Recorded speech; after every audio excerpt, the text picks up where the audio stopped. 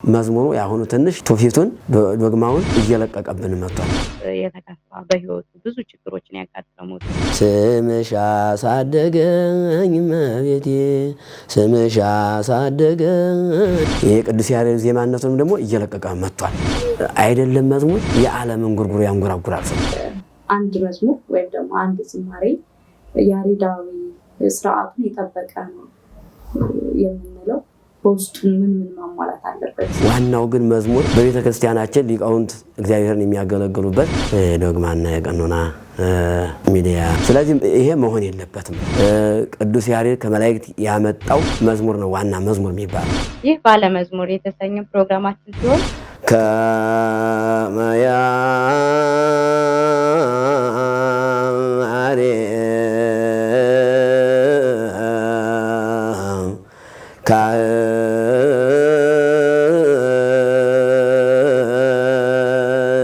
መዝሙር ማለት እንግዲህ ዘመረ አመሰገነ ካለው የስርወ ግስ ወይም አንቀጽ የወጣ ቃል ነው። ዋናው ግን ዜማዎች ናቸው። የዝላራ የሚባሉት አለ።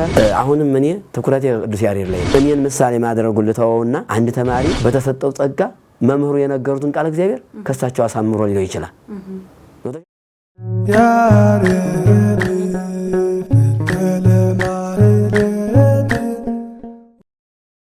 ሰላም ጤና ይስጥልን ውድ የዶግማና ቀኖና ሚዲያ ተከታታዮች እንደምን አላችሁ? ይህ ባለ መዝሙር የተሰኘ ፕሮግራማችን ሲሆን አዘጋጅቼ የማቀርብላችሁ እኔ ዘማሪት መስከረም ሽበልኝ። አብራችሁን ቆዩ። ዛሬ ይዤላችሁ የመጣሁት እንግዳ ሊቀ ጠበብት መምህር አክሊሉ ሙሴ የደብረ ናዝሬት ቅዱስ ዮሴፍ ቤተክርስቲያን አገልጋይ የሆኑ በአገልግሎታቸው በወረባቸው የምናውቃቸው ትሁት አባት ናቸው። አባታችን እንኳን ደህና መጡ። እንኳን ደህና ቆያችሁን። አሜን። እንግዲህ ጥሪያችንን አክብረው እዚህ ድረስ ስለተገኙ እጅግ በጣም አድርገን እናመሰግናለን። እኔም አመሰግናለሁ። እስኪ ወደ ፕሮግራማችን ከመሄዳችን በፊት እንደው አንድ ያሬዳዊ ዜማ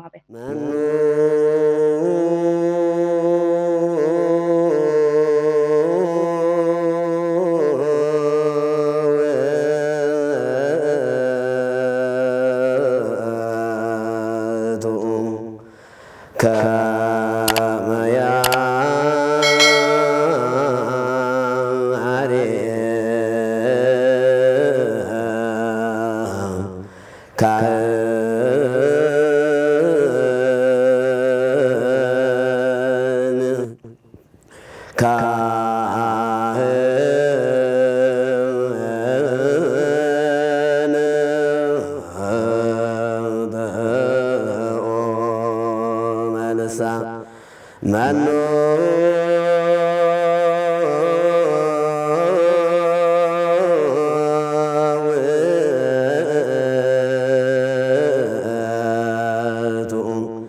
ከመያ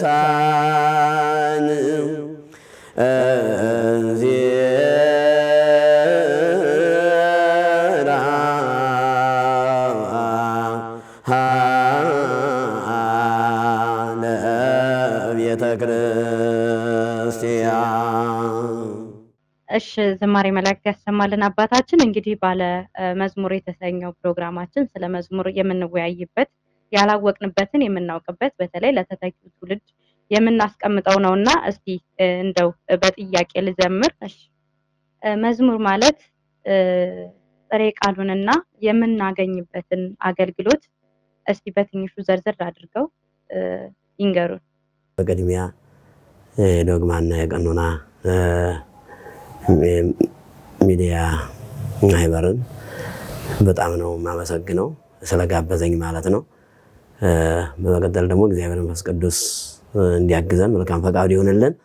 መዝሙር ማለት እንግዲህ መዝሙር ዘመረ አመሰገነ ካለው የስርወ ግስ ወይም አንቀጽ የወጣ ቃል ነው። ፍቹ ደግሞ መዝሙር ማለት ምስጋና ነው፣ ጸሎት ማለት ነው፣ መስዋዕት ማለት ነው፣ ወንጌል ማለት ነው። መዝሙር እንግዲህ ለዚህ መዝሙር ለመሆኑ ጥቅስ እንጥቀስለት። ኢትየሳ ልሳኔ በጽድቀ ዚአከ እግዚኦ ተከስት ከናፍሬ ወአፉየ ያይዳ ስብሐቲከ ይላል። ይሄ ወደ አማርኛ ሲፈታ ወይም ሲተረጎም ከንፈሮቼ አፌ ወይም ከንፈሮቼ አንደበቴ ምስጋናህን ይገልጣሉ ይናገራሉ። ኢትየሳ ልሳኔ በጽድቀ ዚአከ እግዚኦ ጌታ ሆይ በጽድቅህም አንደበቴ ይደሰታል ይላል። መዝሙር ለመሆኑ ማስረጃ ይሄ ነው። መዝሙር ማለት እንግዲህ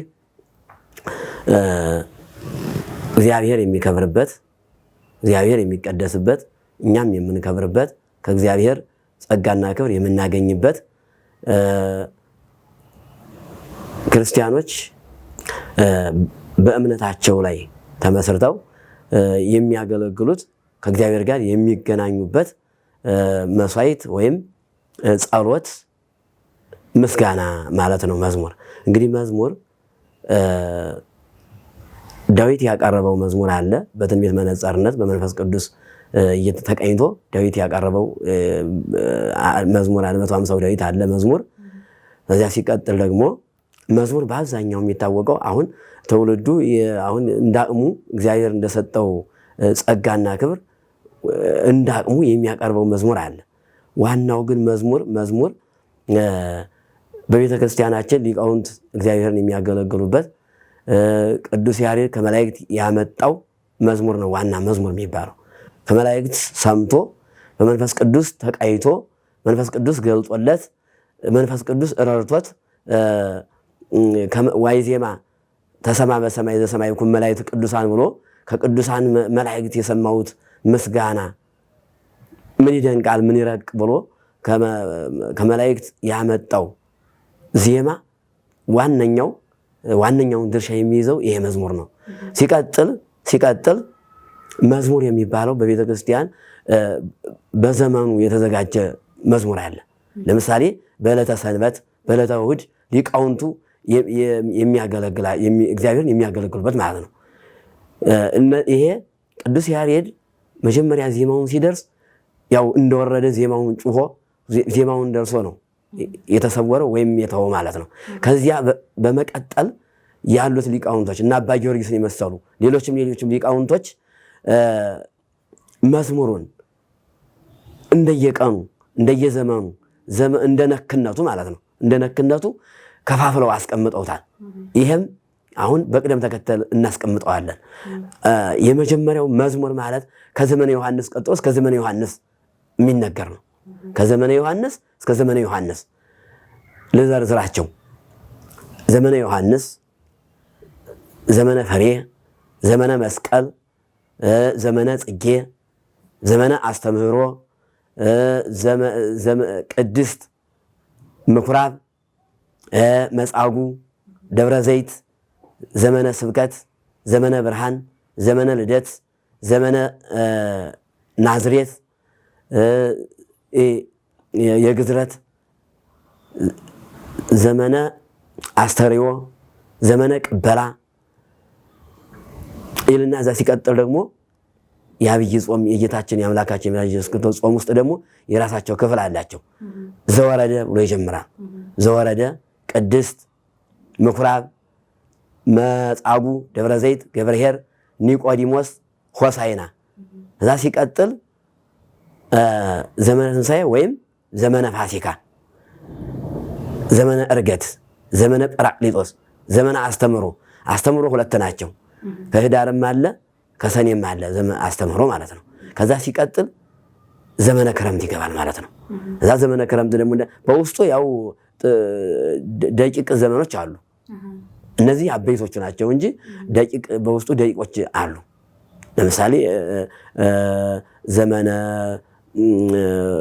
እጉለ ቋት፣ መብረቅ፣ ነጎድጓድ ከክረምት ውስጥ ማለት ነው አሉ። ብዙዎች አሉ። ያው አልጠቀስናቸውም አብዛኞቹና እና ዋናዎቹ አበይቶቹ ዘመኖች የመዝሙራት ክፍሎች እነዚህ ናቸው።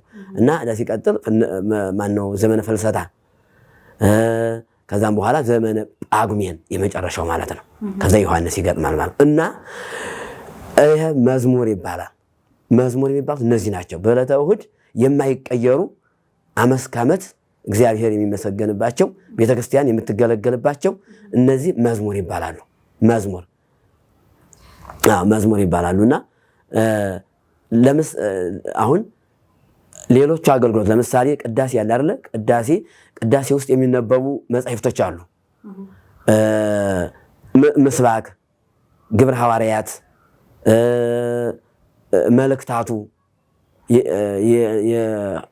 የጳውሎስ መልእክት ዲያቆኑ የሚያነበው ማለት ነው። ግብረ ሐዋርያት ማለት ቄሱ የሚያነበው ነው። ወንጌሉም ቄሱ የሚያነበው ነው። ምስባኩ ደግሞ ዲያቆኑ የሚሰብከው ነው። እና እነዚህ የሚመሩት በምንድነው ካላችሁኝ በመዝሙሩ ነው። በመዝሙሩ ነው የሚመሩት። ዕለተ ቀኑ በሚያሳየው ግልጹ የሚባል መጽሐፍ አለ። መዝሙሩን መሰረት አድርጎ በመዝሙሩ ነው እና መልእክታቶቹ ግብረ ሐዋርያቶቹ ምስባኩ ምኑም በመዝሙሩ ነው የተጻፉ የታተሙና መጀመሪያ ማነው ቀሳውስቶቹ ወይም ዲያቆናቶቹ መተው ሊቃውንቶቹን ከቤተክርስቲያን አሉ የተባሉ የአብነት መምህራንን ማነው መዝሙሩ ይላሉ፣ ይጠይቃሉ። መዝሙሩ ይሄ ነው ብለን ስንነግራቸው ወይም አባቶች ሲነግሯቸው በዚያ በመዝሙሩ መሰረት መልእክታቱን ያወጣሉ፣ ወንጌሉን ያወጣሉ፣ የዕለቱን ማለት ነው ያወጣሉ፣ ምስባኩን ያወጣሉ። በዚህ መንገድ መዝሙር መሰረት አድርጎ አገልግሎቱ ይከናወናል ማለት ነው። የሚሰበከውም ጉባኤ ላይ አውደ ምሕረት የሚሰበከው እንዳስተምሮ የዕለቱ ወንጌል ነው። ምናልባት እንግዲህ ያው አንዳንዱ መንፈስ ቅዱስ እንዳይቀበለው ወይም የተዘጋጀበትን ሊያስተላልፍና ሊያስተምር ይችላል እንጂ እንዳስተምሮ ግን እንደ ሕግ እንደ ስርዓት ግን የዕለቱ ወንጌል ነው አንድ መምህር ማስተማር ያለበት እና መሪው ዋናው ምንድነው ካላችሁ መዝሙሩ ነው። መዝሙር የሚባለው ዋናው ይሄ ነው። መዝሙር ማለት እንግዲህ በውስጥ አገልግሎት ላይ የሚቆመው ያው ጊዜውና ቀኑን ጠብቆ የሚሄደው ሲሆን የውጭ አገልግሎት ላይም ደግሞ እንደዚሁ በጉባኤያት ላይ እንደዚሁም ደግሞ በክብረ በዓላት ላይ ደግሞ የምናደርገውም ከውጭ መዝሙር ነው አይደለ? ሰንበት መዘምራንም ዘማሪያንም ሁሉም የሚያገለግሉበት በአንድ ልሳን የሆነው ራሱ መዝሙር ነው። እሱስ እንዴት ነው የሚያዩት እርሱ? ቤተክርስቲያን የምትገለገልባቸውን ለመግለጽ ያክል ነው እንጂ ሁሉም ያው መዝሙር ነው። እንደየቀድም ገልጨዋለሁ። እንደየአቅሙ እንደየችሎታው እግዚአብሔር እንደሰጠው ጸጋ የሚያቀርበው መዝሙር ነው። ስሙ መዝሙር ነው። ግን ዋናው መሰረቱ ቤተክርስቲያን የምትገለገልበት መዝሙር ነው። ቅድም የገለጽኩት እንጂ ይሄም መዝሙር ነውና እንግዲህ ወደፊት ወደ ቀጣዮች አጀንዳዎች እናያቸዋለን በማለት ነው እንጂ መዝሙር ሁሉም አሁን ዓለማውያንም ብዙ የሚዘምሩት መዝሙሮች አሉ። ዓለማውያን ለምሳሌ አሁን በዘመናዊ ትምህርት ቤት ብለን የኢትዮጵያ መዝሙር ነው ተብሎ ይዘመራል አይደል? አዎ ያም እንግዲህ ያንን እንግዲህ መዝሙር ነው ለማለት ይከብዳል። እንደ ቤተክርስቲያን አስተምሮና እንደ ቤተክርስቲያን ሕግና ስርዓት መዝሙር ነው ለማለት ያው ይከብዳል። ግን መዝሙር ነው ይሏቸው። ሶንግ ነው ሲንግ የምትሉት እንደውም በእንግሊዘኛው ማለት ነው። እና መዝሙር ነው የሚሉት። ያ መዝሙር አይደለም። እኛ የምንይዘው የኛውን ነው። መንፈሳዊ መዝሙር ነው። የቅዱስ ያሬድ መዝሙር ነው። የቅዱስ ያሬድን መዝሙር ነው መዝሙር ብለን ለትውልዱም ልናስተላልፈው ልናስተምረው የምንችለው የሚያኮራንም ከእግዚአብሔር ትክክለኛው መስዋዕት ወደ እግዚአብሔር የሚቀርበው መስዋዕት ይሄኛው የቅዱስ ያሬድ መዝሙር ነው። ከመላእክት ያገኘው ምስጋና መዝሙር ይሄኛው መዝሙር ነው። እና መዝሙር ማለት ምስጋና ነው በቃ በጥቅሉ። በዚህ በመዝሙር ውስጥ እንግዲህ በስንት አይነት መንገድ ሰው ይማራል ብለው ያስባሉ? አሁን መዝሙሮች ሲዘመሩ በየአውደ ምሕረቱ የበዓላትም እንግዲህ እዛ ጋር የሚመጣው ምዕመን በጣም ብዙ ምዕመን ነው የተከፋ በህይወቱ ብዙ ችግሮችን ያጋጠሙት እንደዚሁም ደስተኛም ሆኖም ያዘነም ለጸሎትም የመጣለና በዛ በመዝሙር ውስጥ ሲተላለፍ በምን መንገድ ሊማር ይችላል? እንግዲህ መዝሙሮች ምን መንገድ ያሳዩናል፣ ምን ያስተምሩናል ነው ዋናውና መዝሙር ብዙ የምንማርባቸው ነገሮች አሉ። የሚያሳየን መንገድ አለ። መዝሙር መርስኤ ሐዘን ነው መዝሙር። መፍተፍስሔ ልብ ነው፣ ናዛዜ ልቡና ነው መዝሙር ማለት። እነዚህ ምንድናቸው? ናዛዜ ልቡና፣ መፍተፍስሔ ልብ፣ መርስኤ ሐዘን። እነዚህን እንተርጉማቸው። መርስኤ ሐዘን ማለት የሐዘን መርሻ፣ መፍተፍስሔ ልብ ማለት ልብን የሚያስደስት፣ ናዛዜ ልቡና ማለት ደግሞ ልብን የሚያረጋጋ። መዝሙር የሰው ልጅ ከደረሰበት መከራ ሁሉ ከሚደርስበት ሐዘን ሁሉ የሚያጽናና ልዩ የሆነ ምስጋና ነው። ሰውን የሚያስደስት የሚያጽናና። ለምሳሌ አሁን የሆነ ነገር ሰው በአእምሮ ውስጥ የሆነ ነገር ሲይዝ ወይም የሆነ የሚያሳዝን ወይም ሲተክዝ አይደለም መዝሙር የዓለም እንጉርጉሮ ያንጎራጉራል። ሰው እንጉርጉሮሽ ያ ምንድነው? የሐዘኑ መግለጫ ነው። ሲያንጎራጉር ወይም ሲፎክር አንድ ሰው መግለጫው ነው። ያ የውስጡ ያለው ነገር መግለጫ ነው እና በዚያ ሐዘኑን ይረሳል። የደረሰበትን ሐዘን መርሻ ይሆነዋል ማለት ነው። ከዚያ ደግሞ ከዓለሙ በተለየ ደግሞ ይሄ የቅዱስ ያሬድ መዝሙር ከምንም በላይ ልቦናችን ያስደስተናል፣ ሐዘናችን እንረሳበታለን። መፍተፍስሔ ልባችን ያስደስተናል ማለት ነው። በሐዋርያው ቅዱስ ጳውሎስ ወደ ሮሜ ሰዎች በጻፈው መልእክቱ ምን ይላል? እመኒ ሀይወነ ለክርስቶስ ነሐዩ ወመኒ ሞትነ ለክርስቶስ ንመውት ይላል። ብንኖርም የእግዚአብሔር ነን፣ ብንሞትም የክርስቶስ ነን። ይሄ ምን ማለት ነው? የማጽናኛ ቃል ነው። ሰዎች ከደረሰባቸው መከራ ወይም ከደረሰባቸው ሐዘን እንዲጽናኑ የታዘዘ ቃል ነው ይሄ እና ይህ ማለት ምን ማለት ነው? መዝሙር በጥቅሉ መፍተፍስሔ ልብ ነው፣ መርስኤ ሐዘን ነው፣ ናዛዜ ልቡና ነው። ሰውን ከደረሰበት ነገር ሁሉ የሚያጽናና ነገሮችን ሁሉ የሚያስረሳ ነው መዝሙር ማለት ነው። የሚያሳየን ይሄንን ነው።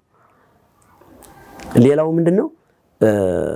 ፍልስፍናን ያስተምረናል፣ ጥበብን ያስተምረናል። ማለትም የጥበብን መንገድ ያሳየናል። ቅዱስ ያሬድ መሐዘ ጥበብ ነው። መቼም ቅዱስ ያሬድ የጥበብ መፍሰሻ ነው፣ ባሕረ ጥበባት ነው፣ የጥበብ ባሕር ነው እና ከሱ ተነስተን ከቅዱስ ያሬድ ዜማ ተነስተን እሱን ምሳሌ አብነት አድርገን እኛም መዝሙር ለመስራት የሚያሳየን መንገድ ነው። ስለዚህ መዝሙር በጥቅሉ መርስኤ ሐዘንና መፍተፍስሔ ልብ፣ ናዛዜ ልቡና፣ ልብን የሚያረጋጋ ከደረሰብን ሁሉ ከተለያየ ሐዘን የሚያጽናናን ነው መዝሙር ማለት ነው እና ይህን ያሳየናል። ለምሳሌ በአንድ ቤት ሄደን ለምሳሌ አንድ ሰው ወይም ወገን በሕይወት ይለይበትና እንሄዳለን አይደለ? ሄደን የእግዚአብሔርን ቃል ሰብከን መዝሙር ዘምረን፣ አዎ የቅዱሳኑ መዝሙር የእመቤታችን ለምሳሌ ማርያም ሐዘነ ልቡና ታቀልል፣ ይህን የመሳሰሉ ሌሎችም ይህን የመሰሉ የንስሐ መዝሙሮች የሐዘን መዝሙሮች አሉ። እነሱም ዘምረን አስተምረን ቅድም የጠቀስኩትን ጥቅስ እነሱን የመሳሰሉ ጥቅሶች አውጥተን ከመጽሐፍ ቅዱስ አጽናንተን መክረን ገስጸን እንመጣለን። ይህ ለነሱ ለሰዎቹ ትልቅ ነገር ነው ማለት ነው። ትልቅ ነገር ነው እና መዝሙር የሚያሳየን መንገድ ይህንን ነው። መልካም አባታችን፣ እንግዲህ በዚሁ በተያያዘ እርሱም እንግዲህ መዘምር ነዎትና የእርሱስ መዝሙር መቼ ነው የተጀመረ? የኔ መዝሙር የተጀመረው እንግዲህ 2012 ገደማ ነው። ያው በ2012 ነው በቃ የተጀመረው ማለት ነው። 2012 ሲጀምሩት በምን ዓላማ ተነሳሽነት ነበረ? ወይም ደግሞ መዝሙር ሊሰሩ ያሰቡበት እቅድ ወይም ዓላማው ምንድን ነበረ? መዝሙር ልሰራ ያሰብኩት የሚገርምሽ ያው እኔ ያው መቼም እንዳቅሜ ከአብነቷ ጉባኤ ያው ትምህርት ቀስም ያለው ከአባቶች በዚያ እያገለገልኩ እያለሁ ደግሞ እስኪ በተጨማሪ የራሴን ደግሞ ፍልስፍና እስኪ በተማርኩት መሰረት የራሴን ፍልስፍና ጨምሬበት እንደው ለትውልዱ የሚሆን እንደው አገልግዬ ጩሼ አልጠግብም። ይገርምሻል እንደው ምስጋና ላይ በጣም ነው የማገለግለውና እወዳለሁ፣ ደስ ይለኛል። እግዚአብሔር ፍቅር የመዝሙር ፍቅሩ በጣም አለኝ እና ከዚህ አንጻር መዝሙር ለመዘመር ተነሳሳሁኝ። እግዚአብሔርንም ያው ጠየቅኩኝና እስኪ እንደው ምናምን ብዬ አንዳንድ ሰዎችን በማማከር መዝሙር ለመስራት እና መዝሙር ስሰራ ምንድን ነው ዓላማዬ እኔ ገንዘብ አገኝበታለሁ ብዬ አይደለም። ለመጀመሪያ ጊዜ ለሁለተኛም ለሶስተኛም ቢሆን ሰው ገንዘብ አገኛለሁ ብቻ ብሎ አይደለም መዝሙር የእግዚአብሔርን ቃል ማስተላለፍና ወይም ማሳተም ያለበት ማለት ነው። የመጀመሪያው ትውልድ እንዲጠገን ትውልድ እንዲማርበት ትውልድ ላይ ለመስራት አስቦ ቢነሳ የተሻለ ነገር ነው የሚሆነው። በዛው ላይም ደግሞ ቅድም ያሉት ሀዘንን መርሻ በመሆኑ ይህንን ደግሞ በይበልጥ ማድረግ በጣም የህሊና እርካታ የዘላለም ህይወት ነው አይደለም?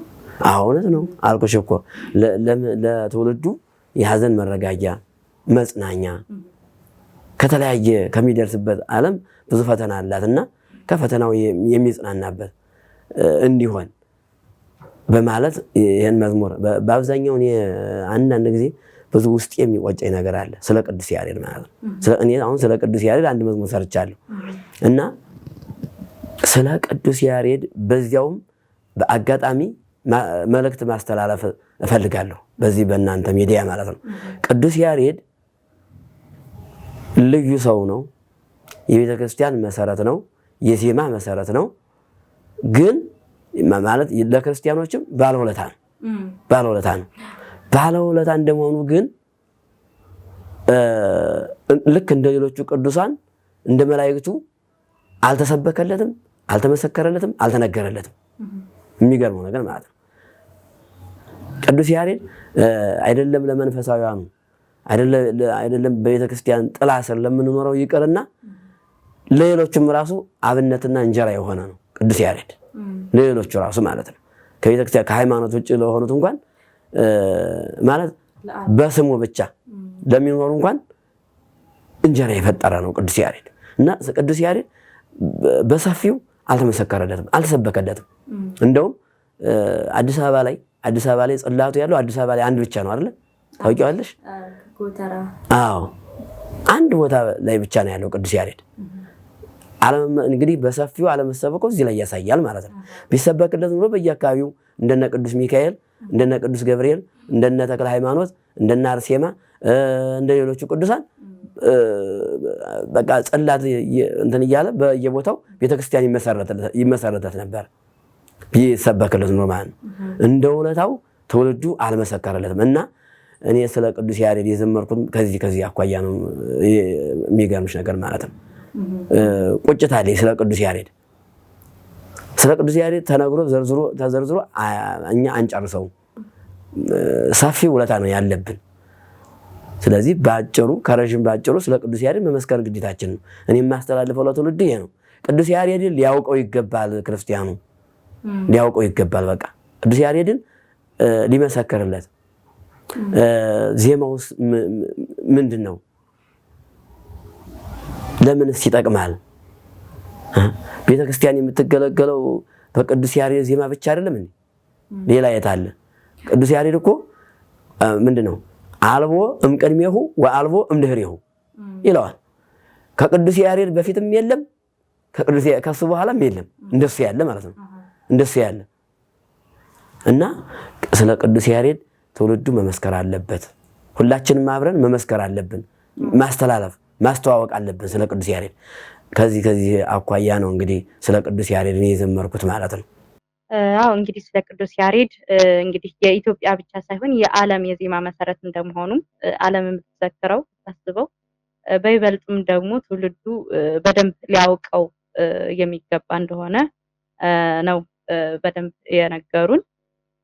የእርሶ ዝማሬ ከሰሩ በኋላ ላይ ለህዝቡ ተደራሽ ሲያደርጉ እንዴት ነበር ያለው ነገር? ያው መዝሙሩ በመጠኑ ተደራሽነት ተደርጓል። ህዝቡ ወፍዷል። ያው የሚገርምሽ እንግዲህ ያው ሲዲ ካሴት ነበረ በወቅቱ። በዛታ የዲቪዲ የሚባል አለ በየቤቱ የሲዲ እና የካሴት ማጫወቻ እና እሱ ስለነበረ ደግሞ ሊጠፋ አካባቢ ላይ ነበር። ሊጠፋ ትንሽ ነበርና በዚያ ወቅት ነው የሰራሁት። ያው ህዝቡ ይወፍደው ነበረ፣ ግን ያው ማጫወቻው ስለሌለው ህዝቡ ምን ብሎ ይወሰደው ምን እናደርገዋለን ወፍደን እያለ ነው እንጂ በወቅቱ ወፍዶታል። አዎ የኔንም ሞራን ደግፏል፣ ወፍዶታል ማለት የተወሰነ ሄዷል። ግን እኔ ዋናው የሚያረከኝ ምንድነው ለዚህ ደረጃ መብቃቴና ለህዝቡ መልእክት ማስተላለፌ ስለ ቅዱስ ያሬድ መመስከሬ ያስደስተኛል። እንደገና ደግሞ ሌሎቹ የተሳተፉበትን ዓላማ መሳተፊ ያስደስተኛል። ይሄ ነው እንጂ ለኔ ሌላው መቼም ሰው ቢያገኝ አይጠላም አይደል? ግን እዛ ላይ ትኩረት የለኝም። ምክንያቱም እግዚአብሔር የፈቀደው ነገር ነው የሚሆነውና እኔ ቅዱስ ያሬድ እንዲተዋወቅና ትውልዱ ደግሞ ሰምቶ መዝሙሩን እንዲጽናናበት በሚል መልኩ ነው እንጂ እና በዚህ መልኩ ነው ልልሽ ፈልጌ ነው። መልካም። የእርሶ መዝሙር ግጥምና ዜማውን ማን ነበር የደረሰው? ያው ዜማ ማነው ግጥሙን መምህር ዳዊት ጸጋይ ይባላሉ። ዛሬ በህይወት የሉም። ያው የሚገርምሽ ነገር አብዛኛው በእሳቸው ግፊት ነበረ ወደዚህ ዓላማም እንድገባ የሆነውና እሳቸው በህይወት የሉም። አሁን ዜማውን የኔ ነው። ዜማው የኔ ነው። አጃቢዎችን ከሲዲው ላይ ማየት ትችላላችሁ። ስማቸው ትንሽ ስለሚልብኝ ነው ማለት መጥቀስ እችላለሁ። እና ዜብ እና ሲስተር ህይወት እና የተባረክ ሌሎችም አሉ። እንግዲህ እንደውም የሚገርመው ነገር አንድ መሳሪያ ተጫዋች እንደኔ ማየት ይሳነው ነው ኤልያስ የሚባለው ማለት ነው። ባለ ዋሽንቱ ማለት ነው። እና እነዚህ ናቸው የመሳሰሉት ናቸው። እነ ዘማሪ ዘውዱ፣ አሁን ዘማሪ ዘውዱ ታዋቂ ነው። እነሱ ናቸው እንግዲህ። መልካም። ያው መዝሙሩን ከሰሩ በኋላ ላይ አሁን ያሉበት ሁኔታ ለወደፊትስ እንዴት ነው? ምን እያሰቡ ነው? ለወደፊት እንግዲህ ሰው ያስባል እግዚአብሔር ይፈጽማል ነው። ከዚህ የተሻለ አሁን ከሰራሁት መዝሙር የተሻለ ነገር እሰራለሁ ብዬ አስባለሁ ወደፊት። አሁንም እኔ ትኩረቴ የቅዱስ ያሬድ ላይ ነው። የቅዱስ ያሬድ ዜማ ደጋግሜ ብሰራ ደስ ይለኛል ወደፊት ማለት ነው።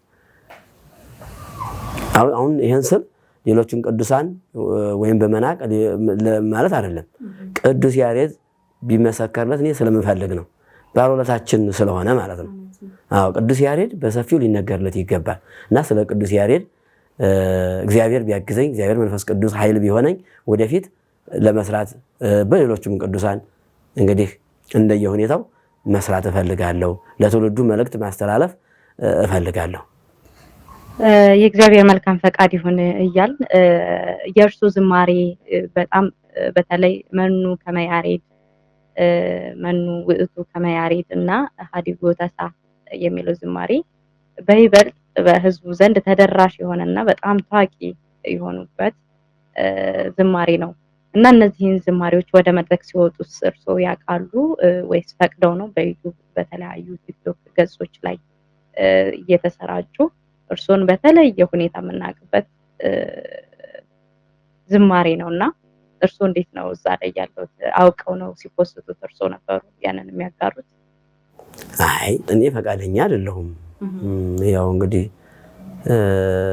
መዝሙሩን የመኑቱ ሀዲጎ ተሳ የራሴ ነው። እንግዲህ ማየት ማመን ነው። አሁን የኔን አካል እያየ ማመን ይችላል ህዝቡ።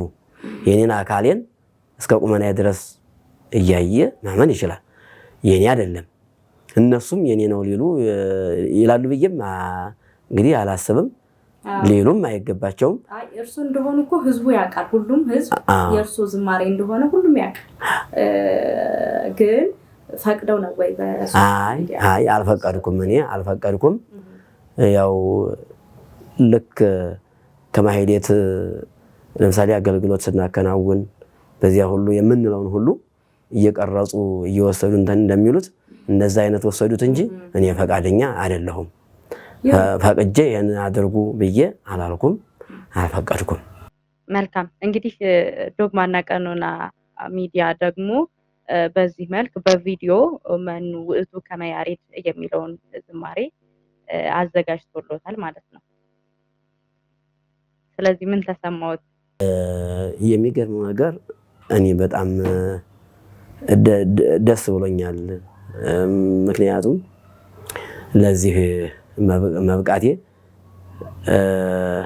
ከልብ ነው የማመሰግነው። ይሄን ሚዲያ የዶግማና የቀኖና ሚዲያ ማህበር በጣም ነው የማመሰግነው። እውነቴን ነው። ፈልፍሎ ነው ያው ያወጣኝ ማለት ነው።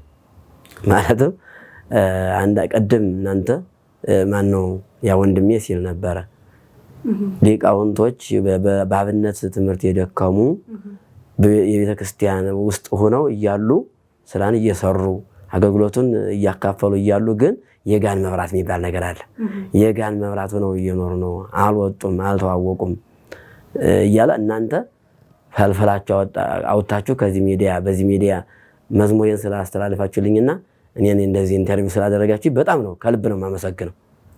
እሺ አባታችን እንግዲህ ወደ ቅዱስ ያሬድ እንግዲህ ወደ ዋናው እንመለስና እንደው እርስዎ የዜማም ግጥምም እንደዚሁ ይደርሳሉ፣ ዜማም ደግሞ ይደርሳሉ እና እኛ ደግሞ ዘማሪያን የቀረው ትውልድ አሁንም ያለው ከናንተ ነው መማር የምንችለው እና ዜማ እንዴት ይደረሳል?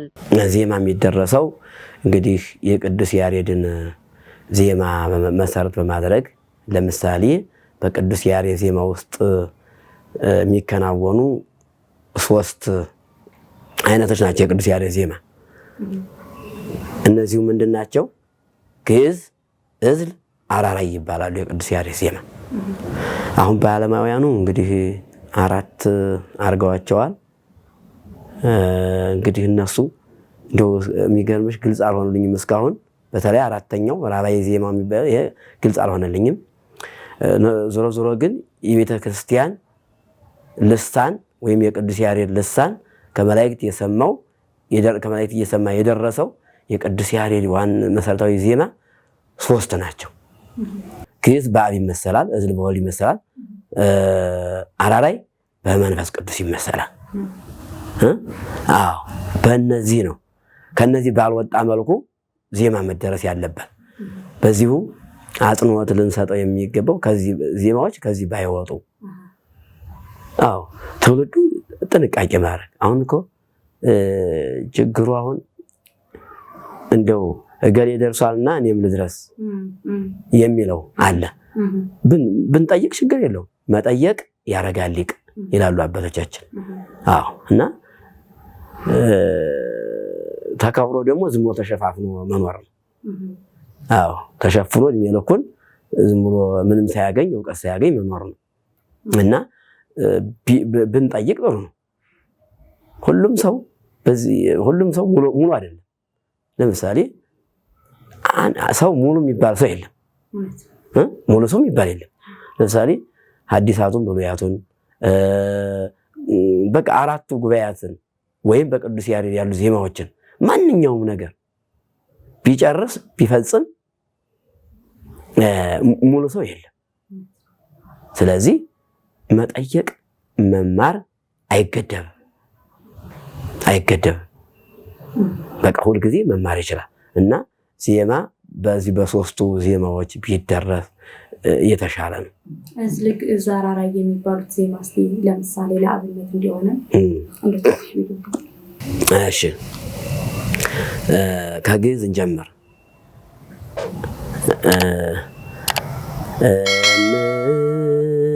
እምነበሃ ቅድስት ቤተ ክርስቲያን ስርጎ ጸባኦት አረፋቲሃ ወስእልት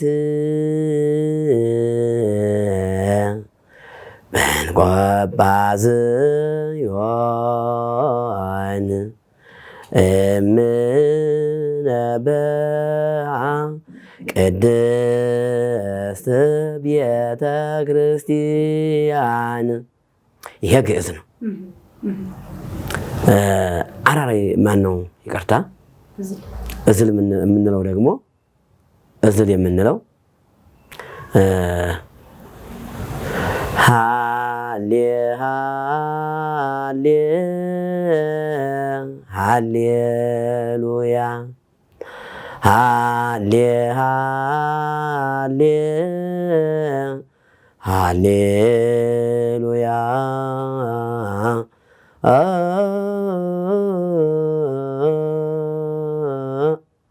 ሃሌ ሃሌ ሃሌሉያ ሐረገ ወይን እንተ በምድር ስራዊሃ ወበሰማይ አዕጹቂሃ ሐረገ ወይን እንተ በስሉስ ትትገመድ ወታፈሪ ለነ አስካለ በረከት ሐረገ ወይን ሲሳዮሙ ለቅዱሳን ሐረገ ወይን ሰርአ ሰንበተ በቃሉ ወጸገ ወሰላም ለኩሉ። ይሄ ዝል ነው። ሃሌ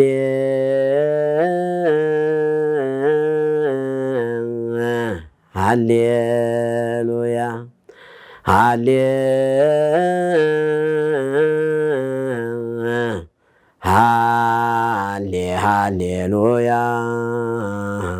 ጸገየ ወይን ወፈርየ ሮማን ወፈርየው ኩሎ ዕፀ ወገዳም ቀንሞስ እቁረማየ ልብን ሰርአ ለነ ሰንበተ ለዕረፍተ ዚአነ ጸገዩ ጽጌያት ጸገዩ ደንጎላት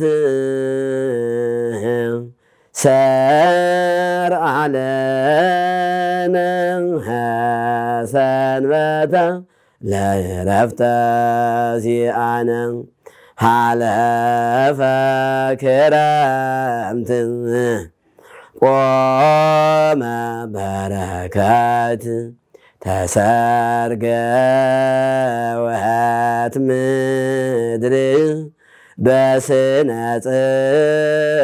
ጽጌያት ሰርአ ለነ ሰንበተ ለዕረፍተ ዚአነ እግዚአ ለሰንበት ወአቡአ ለምህረት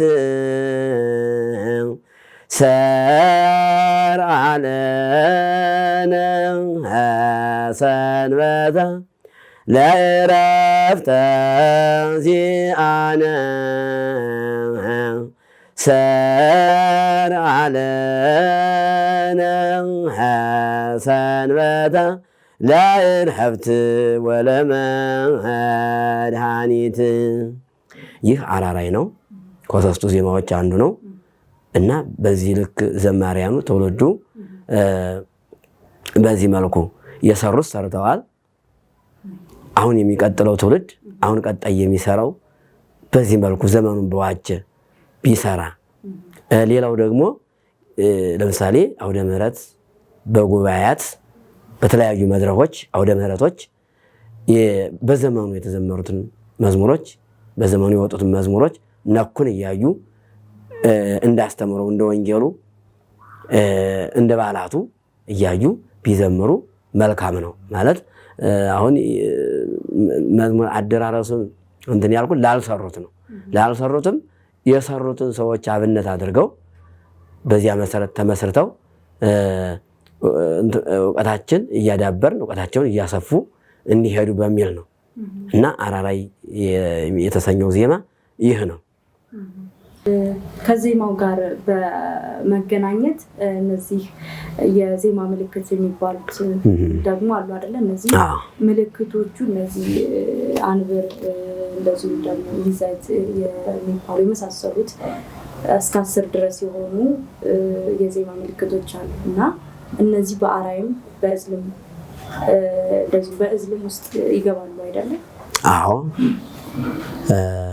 እሺ እነዚህ እንግዲህ ማነው እነዚህ ምልክቶች ማለትም ድፋት፣ ጭረት፣ ይዘት፣ ደረት፣ ርክርክ፣ ድርስ፣ ቅናት፣ አንብር ናቸው። ቅዱስ ያሬድ በፊት የቅዱስ ያሬድ 8 ነበሩ። አሁን ሊቃውንት ግን ሁለቱን ካሁኑ ከቅዱስ ያሬድ ወዲህ ያሉ ሊቃውንቶች የተነሱ ሊቃውንቶች ሁለቱን ጨምረዋቸዋል። እነዚህን ጨምረው 10 አድርገዋቸዋል እና እነዚህ ምልክቶች በዚህ በሶስቱ ዜማዎች ሁሉ ይካተታሉ። በግዕዙም በእዝሉም በአራራዩም ውስጥ አሉ እና በሁሉም ይካተታሉ ማለት ነው። መሰረታዊ ምልክቶች እነዚህ ናቸው። የቅዱስ ያሬድ እንግዲህ ዜማ የምንጠቀምባቸው ለምሳሌ እነዚህ ምልክቶች በምን ዜማ ይገኛሉ ቢባል በዚህ በምዕራፍ፣ በጾመ ድጓው፣ በድጓው፣ በዝማሬ መዋሲቱ፣ በአቋቋሙ በእነዚህ ውስጥ ይገኛሉ። እነዚህ ናቸው እየተመላለሱ መሰረቱ ነው የሚሰሩት። ሲታተምም መጽሐፍ ሲታተም ያው እንግዲህ አይታችሁት ከሆነ ያው ጭረቱን በጭረት መልክ ድፋቱን በድፋት መልክ ርክርኩንም እንደዛው ለይቶ ያው እኔ አሁን ፊደሉን ስለማን ነው እንጂ ይጻፋሉ መጽሐፍቱ ላይ ይጻፋሉ እና እነዚያን መሰረት አድርጎ ነው የሚጮኸው ዜማው ማለት ነው። እና ወሰን ናቸው። አሁን እነዚህ ዜማውን ለመወሰን የሚረዱ ናቸው። ለመወሰን አዎ ምንድነው ቅዱስ ያሬድ በእነዚህን በቅዱስ በአራራዩና በግዕዝና በእዝል በአራራዩ ውስጥ ባሉት እየአዱ እንስሳ ወሰብ እምነሰላት ዜማው እኮ የሚገርም ነው። እንደው እንስሳም ሆነ ሰው ሲያመሰግን ከሶስቱ ዜማዎች አይወጣም። ከሶስቱ ዜማዎች አይወጡም። እንስሳም ያው ፈጣሪያቸውን ያመሰግናሉ አይደል? በስተንፋሳቸው ሊሆን ይችላል። በዚህ በእኛ በማናውቀው ቋንቋ በራሳቸው ቋንቋ ሊያመሰግኑ ይችላል። ነገር ግን ሲያመሰግኑ እኮ እንግዲህ ይህን ስንረዳው ከእነዚህ ከሶስቱ ዜማ ባልወጣ ነው ማለት ነው የሚያመሰግኑት። እና አርባዕቱ እንስሳ ሌላው እንስሳ አርባዕቱ እንስሳ መላእክት ኪሩቤል ሱራፌል ናቸው። እነሱ ሲያመሰግኑ በዚሁ ነው ማለት ነው። ከሶስቱ ዜማዎች አይወጡም፣ እየአዱ አይወጣም ማለት ነው። እና እነዚህ አሁን የዘረዘርናቸው ምልክቶቹ ለዜማው ወሰን ናቸው። ሰው ወደ ሌላ እንዳይሄድ ወሰን ናቸው እነዚህ። እና በዚህ መልኩ ነው ዜማ የሚጮኸው ለማለት ነው። የተደረሰውን በዚህ አንድ ዘማሪ ወይም ደግሞ የዜማ ደራሲ ተብሎ አሁን በመድረክ ላይ በምንዘምራቸው መዝሙሮች ላይ አንዳንድ ጊዜ ስድ የሆኑ መዝሙሮች አሉ። ካለምንም መነሻም መጨረሻም እንደዚሁም ደግሞ ከእነዚህ የዜማ ምልክቶች ግን ቢሰራላቸው በጣም የተሻለ ነው አይደል? ነው አይ ሀሳቦች ገልጾኛል። ግን አሁን ያው በእነዚህ ምልክቶች ያሁኑ ዜማ ወይም መዝሙር ይደረሳል ቢባል ትንሽ ይከብዳል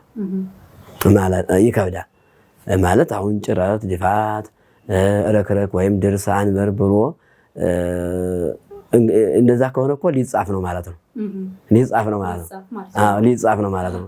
ተጽፈው በቃ እዚህ ላይ ጭረት፣ እዚህ ላይ ድፋት፣ እዚህ ላይ ረክረክ፣ እዚህ ላይ ድርስ ተብሎ ሊጻፍ ነው ማለት ነው። ያ ትንሽ ሊከብድ ይችላል።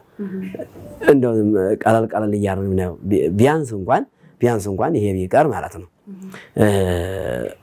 እነዚህ ከሶስቱን የጠበቀ እንደገና አሁን ለምሳሌ እንደው አሁን መቼም የስጦታው ብዙ ነው። ድምፅ አለ። ለምሳሌ አሁን በጣም ድምፃዊ ሰዎች አሉ። እነሱ አሁን እኔ አንዳንዴ በጣም ውስጥ እንትን ይለኛል። ለምን ብትሉኝ የተዘመረውን መዝሙር ራሱ የሰው መዝሙር ሲዘምሩ አሁን በአብዛኛው አውደ ምሕረት ላይ የሰው መዝሙር ነው የሚዘመረው አይደለ? ሲዘምሩ ዘማሪው ካለው ውጭ በቃ ዘማሪው ካደረሰው ውጭ የዚያን ሰው መዝሙር እንትን እያሉ ማለት እያበላሹ ማለት ነው። እና ቢያንስ እንኳን የተደረሰውን መዝሙር ሳይጨምሩ ሳይቀንሱ መጽሐፍ ምን ይላል መሰላችሁ? የታንትጉ ወይ ተወስኩ ይላል። የታንትጉ ወይ ተወስኩ፣ አትጨምሩም አትቀንሱም። አዎ የእግዚአብሔር ሕግ የጻፈልን እግዚአብሔር እኛ ልንጨምረውና ልንቀንሰው አንችልም አይደል? በዚያው በተጻፈልን ሕግ ነው የምንጓዘው።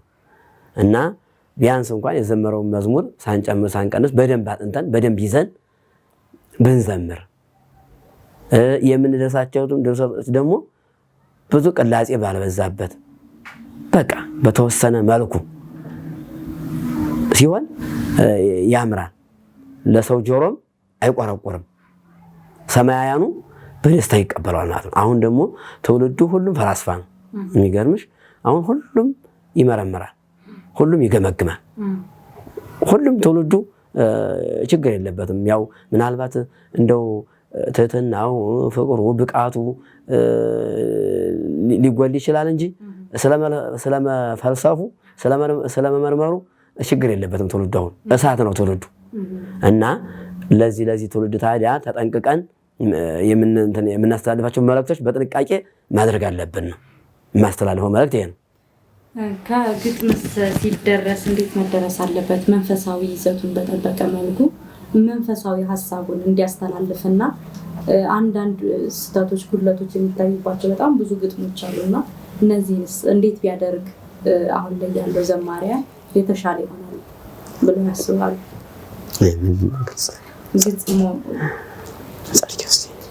ግጥሞቹ መንፈሳዊያን የሆኑ ግጥሞች ሲሰሩ ይዘታቸው ደግሞ ትውልዱ ሊረዳበት በሚችለው መንገድ እንዲሰራ ግልጽ ነው። ግልጽ ሆኖልኛል። ግጥም አሁን እስካሁን ያብራራ ነው ስለ ዜማ ነው። አሁን ደግሞ ግጥም ነው። ግጥሞች ሲሰሩ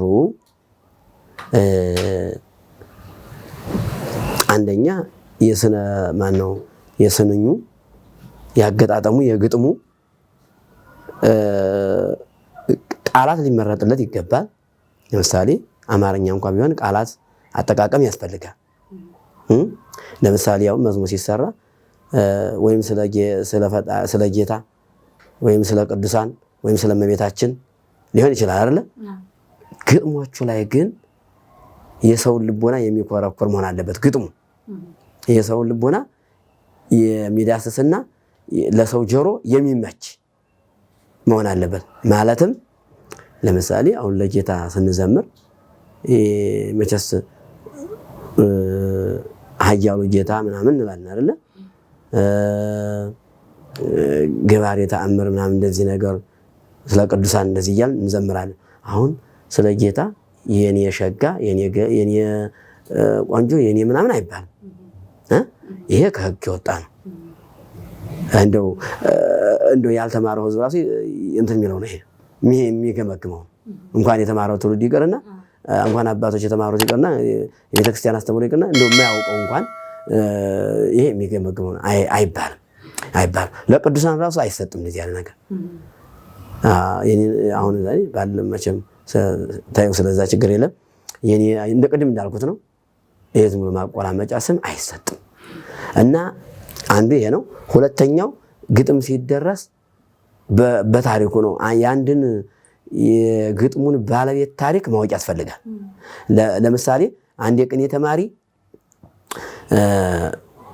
በአንድ መልአክ ወይም በአንድ ቅዱስ ወይም ስለ ሰማዕታት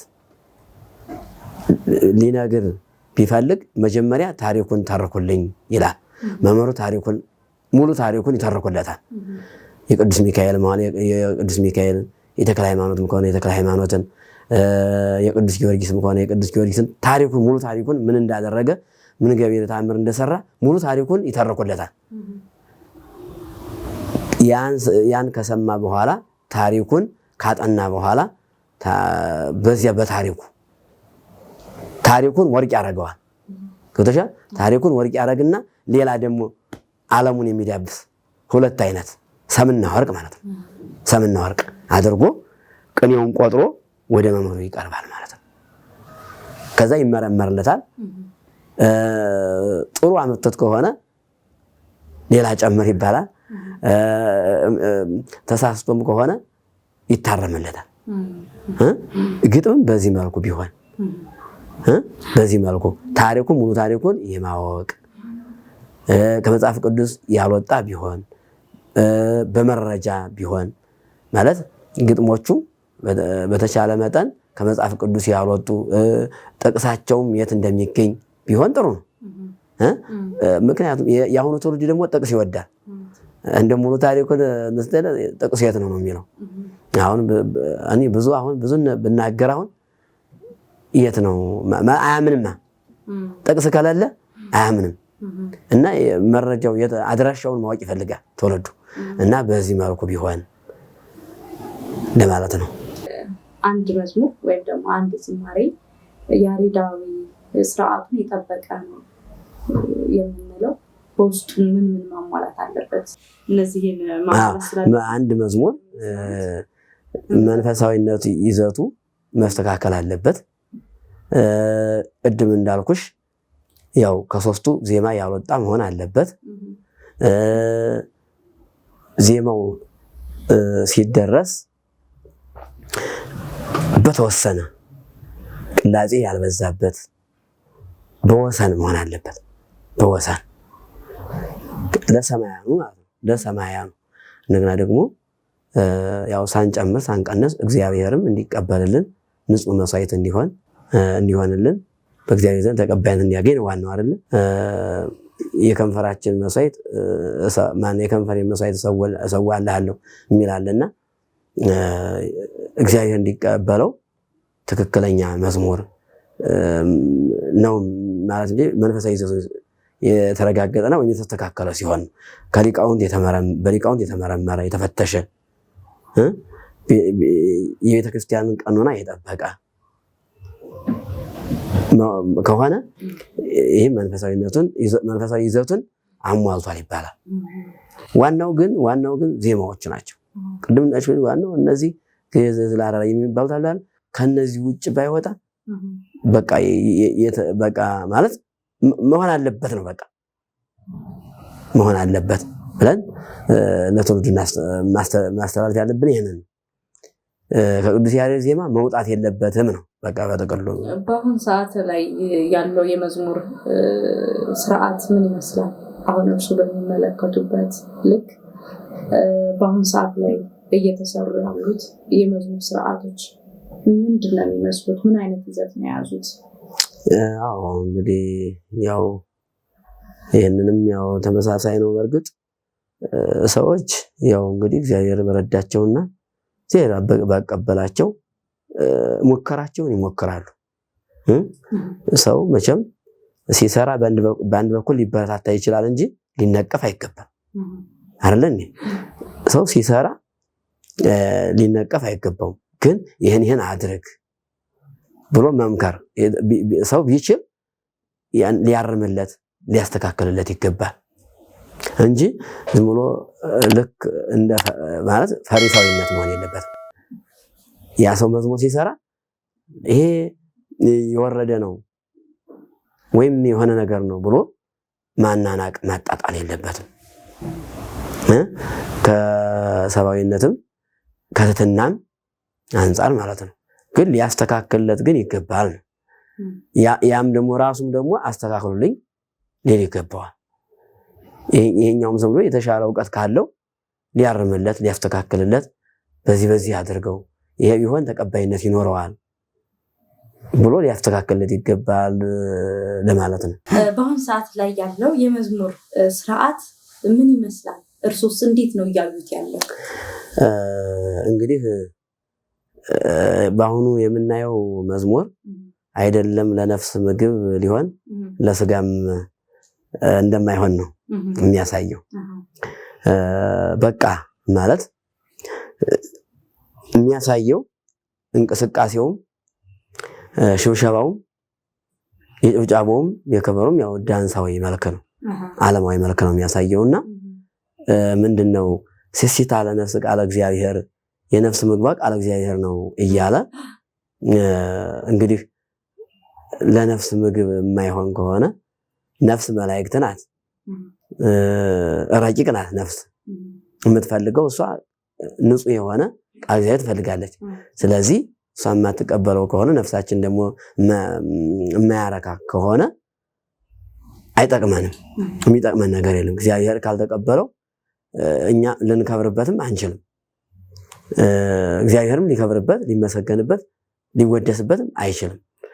ማለት ይህ ማለት ምንድነው? ይህ መዝሙር አሁን እንደዚህ አይነት መዝሙር ሰዎች የሚወደሱበት አይነት ነው የሚሆነው። ሰዎች ለምሳሌ ዝነኞች ሰዎች እንደሚመሰገኑበት አይነት ይሆናል ማለት ነው። ለእግዚአብሔር የሚለው ይቀርና ሰዎች እንደሚመሰገኑበት አይነት ወይም በተለያዩ ማለት ጉዳይ የተለያዩ ጉዳይ ቤቶች ላይ ማለት የሚጨፈሩ አሉ አይደል? እንደዛ ይሆናል ማለት ነው። ስለዚህ እንዳልሽው መዝሙሩ ያሁኑ ትንሽ እየለቀቀብን መጥቷል። ትውፊቱን ዶግማውን ትውፊት ማለት ቅብብሎች ነው። እሱን እየለቀቀብን መጥቷል። ይሄ ቅዱስ ያሬድ ዜማነቱንም ደግሞ እየለቀቀ መጥቷል። ስለዚህ ይሄ መሆን የለበትም ነው፣ መቀረፍ አለበት፣ መስተካከል አለበት። ደግሞ አሁን ዜማ ሲዘምሩ የማስቸኮል ማለት አሁን ስታስቸኩዩ እንትኑን ያጣል፣ ለዛውን ያጣና ወደ ዘፈን ወደ አልባሌ ጭፈራ መልክ ያመራል ማለት ነው። እና ባናስቸኩለው ስንዘምር ባናስቸኩለው በቃ በተረጋጋ ቅድም ያልኩት እኮ ነው። አሁን ዘማሪው የዘመረውን መዝሙር እያበላሹ በደንብ ሳያጠኑ ምንም ሳይሉ ያው ባላቸው እንትን በራሳቸው እየተጠቀሙት ነው ብዬሻለሁ ቅድም በአንደኛው አጀንዳ ላይ ማለት ነው። እና መንፈሳዊ ይዘቱ ማለት የነፍስ ምግብ ሊሆን የሚችለው ጥሩ መዝሙር ቆንጆ መዝሙር ወይም መንፈሳዊ ስርዓቱን የጠበቀ መዝሙር መሆን አለበት የሚለው ነው። እና ይሄ ትውልዱ ሊረዳው ይገባል። አባቶችም ይሄንን በተቻላቸው መጠን መምከርና መገሰጽ አለባቸው። አሁን ምን መሰለሽ፣ አሁን አባቶች በአብዛኛው ጊዜ ከራሴ ጀምሮ አንናገር፣ ይሄ ነው ችግራችን። አንናገርም፣ ዝም ነው። እኔ ምን ቸገረኝ የሚል እንደ ሰውኛ ብናገር ቢጠላኝስ? ለምሳሌ አሁን እኛ የምናስጠናቸው ሁሉ አሉ። በዚህ በደብራት ሰንበት ተማሪዎች እናስጠላለን። አሁን ወደ 2 ደብር አስጠናለሁ ለምሳሌ። እና እነሱን እኔ የበኩሌን ድርሻዬን እወጣለሁ፣ እናገራለሁ። አስተካክሉ። መጀመሪያ የግዕዙን አስጠናቸዋለሁ። ግዕዙን አሁን ወረብ ሲያጠኑ ግዕዙን መንጠብ የለበትም። የሚያስተቸው ዋናው ግዕዙ ነው። አሁን ለምሳሌ በተለይ ግዕዝ መዝሙራት ላይ የሚጣላውን ካነሱት፣ የሚነሳውን ከጣሉት፣ የሚወድቀውን ካነሱት ይሄ ያስተቻል አይደል? ያስተቻል እና መንገር አለብን። እንደውም ስንነጋገር ነበረ እና የእግዚአብሔርን ክብር ከመናገር የእግዚአብሔርን ቤተ መቅደስ ከማስከበር ዝም ያሉ የኢሳይያስ ከንፈሮች በለምጽ ተመቱ ይላል። በዚህ በአባ ሕርያቆስ በቅዳሴ ማርያም ላይ ማለት ነው። እና ምንድነው እኛ ዝም ካልነ አባቶች ዝም ካሉ ትውልዱን መስመሩን ይለቃል። እግዚአብሔርም ደግሞ ሊቀየም ይችላል። ማስከበር አልተቻለማ ማስከበር አለብን። ቤተ መቅደሱን የሚያስከብሩት በዚያ በውስጡ ያሉት ሰዎች ናቸው አይደል? በውስጡ ያሉት ሊቃውንቶች ለአብነት የተቀመጡት ኃላፊዎቹ አውደ ምሕረቱን የሚጠብቁት በስብከተ ወንጌል ያሉት መጠበቅ አለባቸው። ሊቃውንቱን በውስጥ በማይሌት ያሉት ምን እየተሰራ ነው? ምን እየተደረገ ነው ያለው? የምንታቸው እኮ የምንሰደበው እኛው ነን። የሌሎች ተቃራኒ ሃይማኖቶችም እኮ ሊሰድቡና ይችላል አልፈው ተርፈው ማለት ነው። እና ኢሳይያስ በለምጽ ተመታ ባለመናገሩ ቤተ መቅደሱን ባለማስከበሩ ሕገ ኦሪቱ ሲሻር ቤተ መቅደሱ ሲደፈር መገሰጽ መምከር ሲኖርበት ማነው ዝቅ ብሎ ባቴን ከፍ ብሎ አንገቴን ይቆርጠኛል ብሎ ንጉሱን አፍሮና ፈርቶ ሳይገስጠው ቀረ፣ ሳይመክረው ቀረ። ስለዚህ በዚህ ምክንያት የኢሳይያስ ከንፈሮች በለምጽ ነደዱ፣ በለምጽ ተመቱ ይላል እና ይሄም በእኛ ላይ ሊደርስብን ይችላል። ትውልዱ የሚያውቀው ነገር ላይኖር ይችላል አይደለ? መልካም የዘመርኩ እየመሰለው ጥሩ ዝማሬ ያቀረብኩ እየመሰለው ሊሆን ይችላል። በማወቅም ባለማወቅም ሊሆን ይችላል። አውቆትም ተረድቶትም ሳያውቀውም ሊሆን ይችላል። ድርሻው ግን የአባቶች ነው። መገሰጽ፣ መምከር፣ እውነቱን መናገር፣ መናገር፣ ማስረዳት፣ ማስተማር፣ ማረም የሊቃውንት የቤተክርስቲያን አባቶች የነሱ ክፍል ነው የሚሆነው ስርዓቱን የማስከበር ለማለት ነው። ይሄ ነው እንግዲህ። እሺ መልካም አባታችን፣ እንግዲህ አንድ ሰው ድምጽ ስላለው መዘመር ይችላል ወይም ደግሞ ዘማሪ መባል ይችላል? ድምጽ ስላለው ብቻ መዘመር ይችላል? አይ ይሄን እኔ ይችላል ነው በቃ ይችላል። ድምጻም ሰው መዘመር ይችላል። ለምን ይባል ከዚያ ሰው ተምሮ ማለት ነው። እንግዲህ ተምሮ ማለት ነው። ለምሳሌ እኛ አሁን የምናገለግለው ቤተክርስቲያን የምናገለግለው ከአባቶቻችን ተምረን ነው። የኔ መምህር ድምጽ ላይ ኖራቸው ይችላል፣ እውቀቱን ግን አስተምረውኛል። ምናልባት እንግዲህ ተሰጦ ልዩ ነው። ሐዋርያው ቅዱስ ጳውሎስ የጸጋው ስጦታ ልዩ ነው የሚላለ ልዩ ነው። ለምሳሌ እኔን ምሳሌ ማድረጉን ልተወውና አንድ ተማሪ በተሰጠው ጸጋ መምህሩ የነገሩትን ቃል እግዚአብሔር ከሳቸው አሳምሮ ሊለው ይችላል። የተሰጠው ጸጋ ነው የሚያሳምረው። የተሰጠው ጸጋ ነው የሚያሳምረው። እሳቸው በወሰን ነግረውታል። በወሰን የተማሯትን ነግረውታል። እሱ ሲለው ደግሞ በሰው ዘንድ ተቀባይነት ይኖረዋል።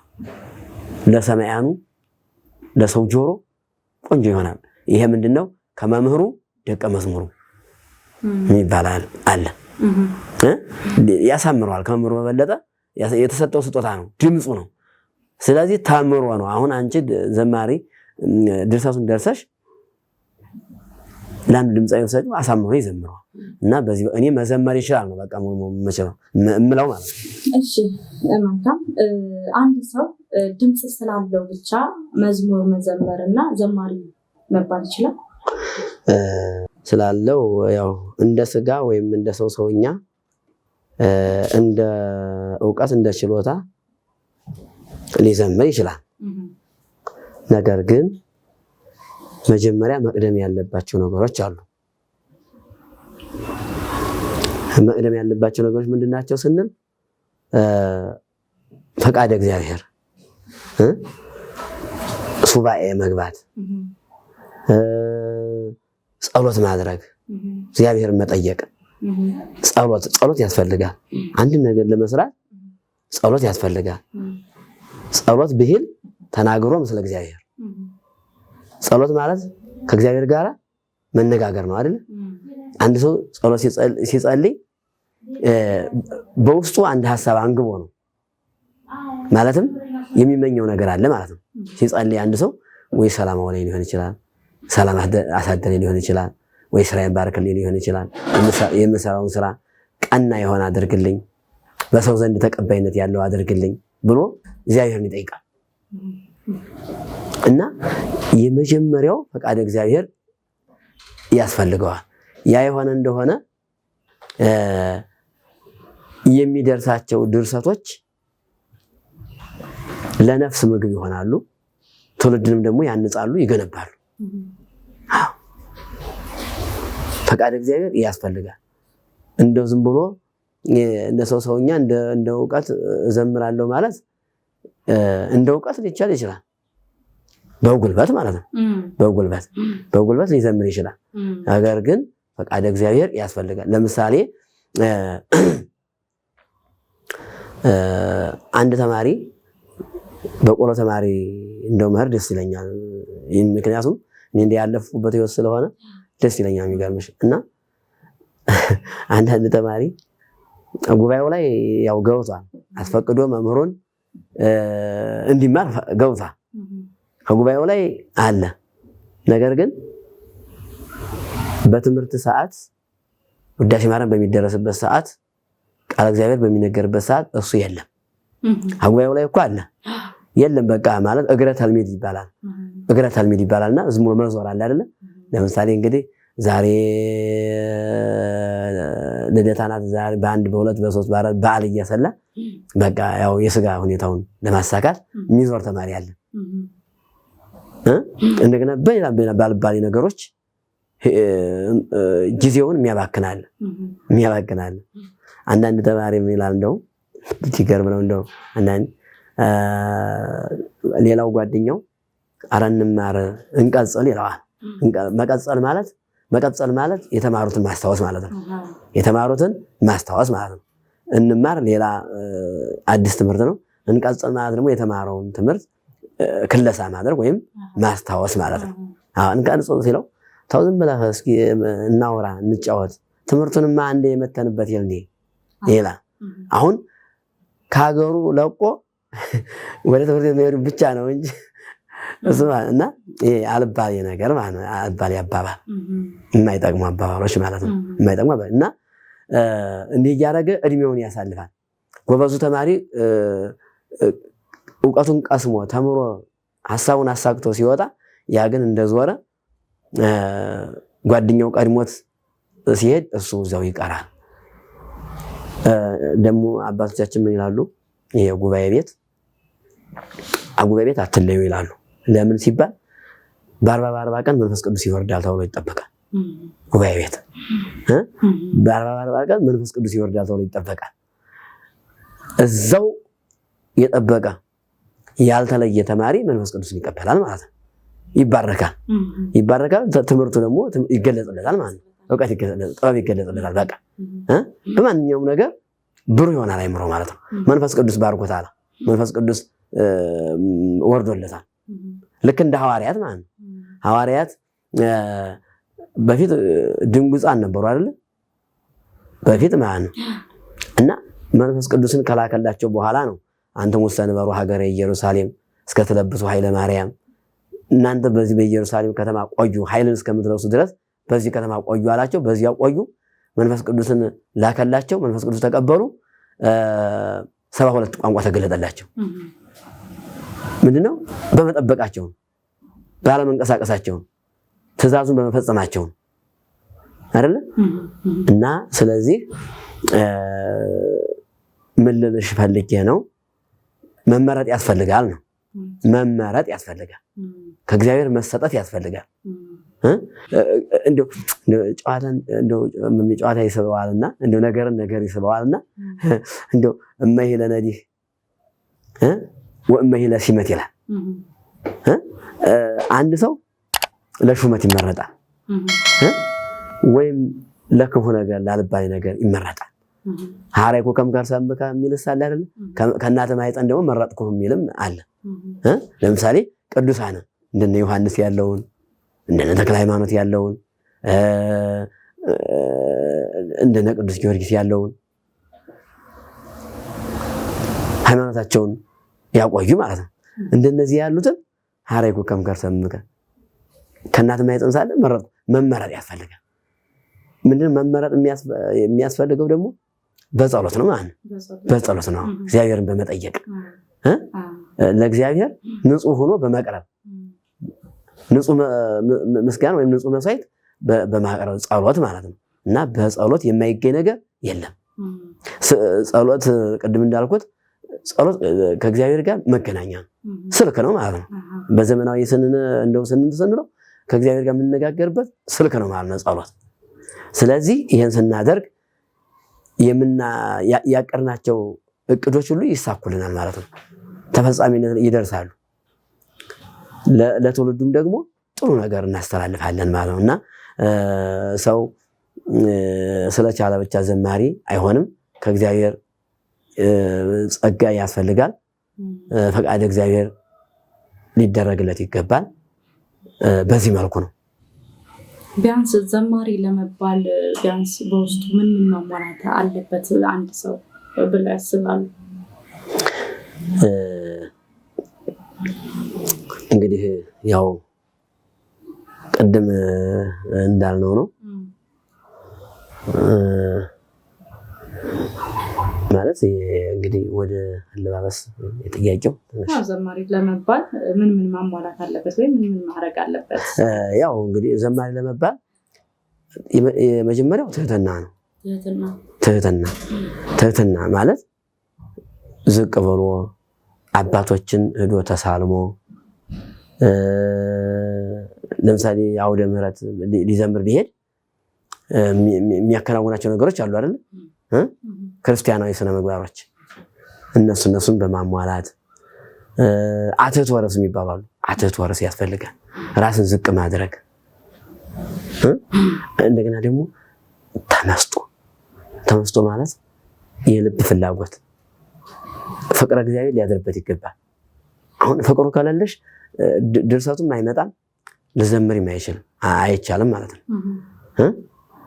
በውስጥሽ ይሆን በውስጥሽ እንደው ለመግለጥ ቢያጥረኝም እንኳን ሀልወተ እግዚአብሔር ማሰብ አለበት።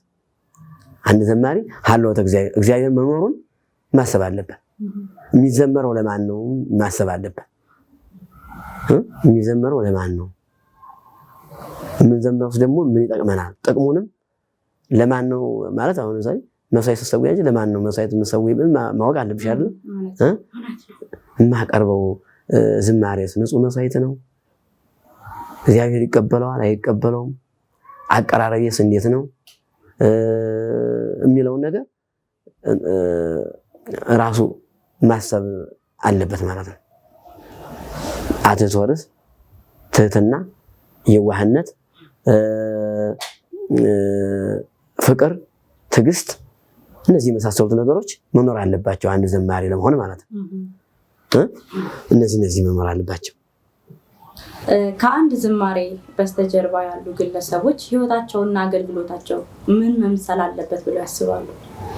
እንግዲህ በዝማሬ በስተጀርባ ያሉ የግለሰብ ህይወታቸው የሰዎቹ ህይወት